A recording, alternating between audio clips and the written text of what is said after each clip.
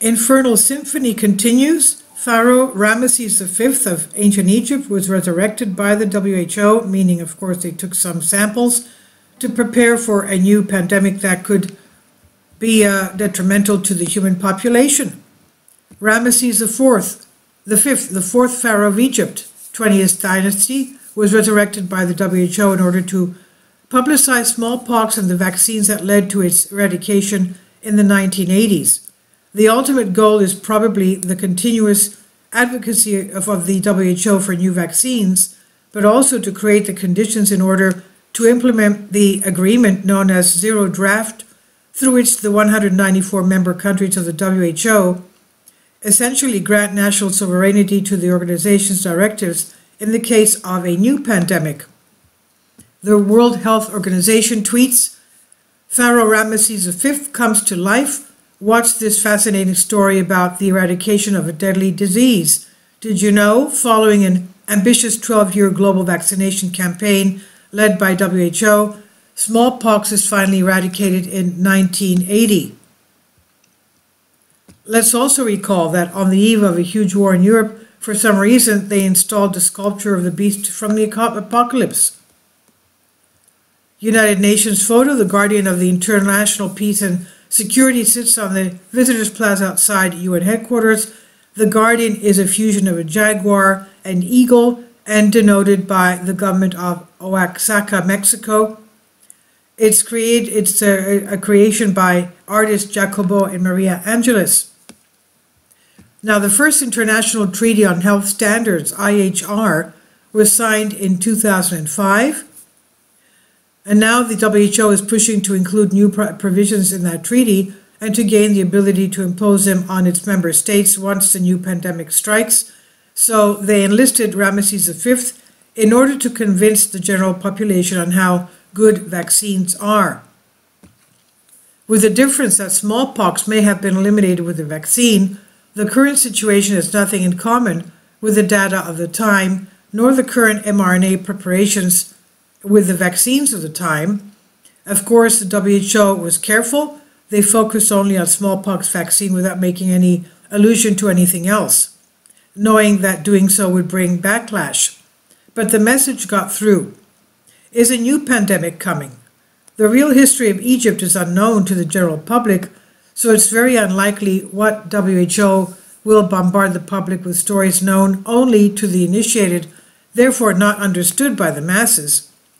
Most likely, the fairy tale is based on some generally accepted paradigms, but according to these conventional paradigms, smallpox has nothing to do with Egypt, ancient Egypt. So the main source of the history of Egypt is the Old Testament texts, which in particular describe in detail the so-called 10 plagues of Egypt.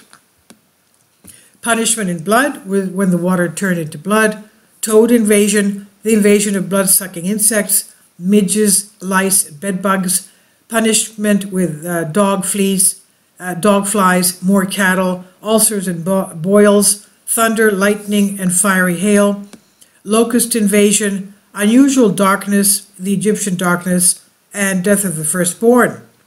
More or less, smallpox is hinted at by the mention of ulcers, so let's see what it says verbatim.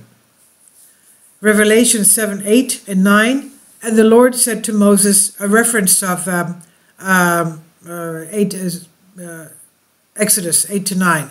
The Lord said to Moses and Aaron, take a full handful of ashes from the furnace, and let Moses throw it up to heaven in the sight of Pharaoh and his servants, and dust will rise up all over the land of Egypt, and there will be inflammation on people and on cattle with boils, and in all the land of Egypt.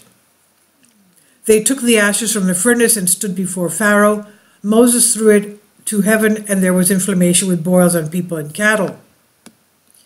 At one time, everyone considered this description to be smallpox, but later researchers showed that it was most likely about the so-called Antonine Plague, a mysterious disease that was brought to Rome by the legions returning from Egypt.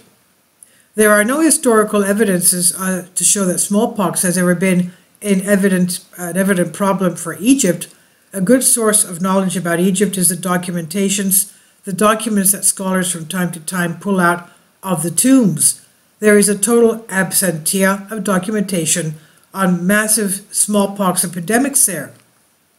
Another source of the mummies of the Egyptians themselves, in particular the mummy of Ramses-V, which was accidentally unearthed, as well as the mummy of his heir Ramses-VI. Thanks to the find, historians have dug up a lot of new things about these two kings, but no variola. Variola major is the causative agent of smallpox, was found in the relics. Therefore, theories see some kind of hidden message in the movie, just like the message sent with the Beast of the Apocalypse that appeared at the UN building. But what is this message? There's an assumption that WHO is completely direct text warns of an imminent new global disease, which could be smallpox or a deadly hemorrhagic fever, similar to the Canadian television series Regenesis 2004-2008. Smallpox was defeated sometime in 1980, before which every child in the world was vaccinated in the arm, and today all people of an earlier year of birth do not care about the smallpox, but in the same 1980, the WHO would have cancelled this vaccination, and if now variola breaks free, with a mortality rate of 40 to 90%, it will mow down half the world, if not in 9/10 of it. This is Bry Solask. Please leave your comments, and thank you for your support. Kindly support my Patreon account. The daily posts are 5 videos daily, and they are totally different from what I have on my YouTube channel. Thank you so much for your support and that you find all my content so interesting. You'll find the Patreon account details in the description box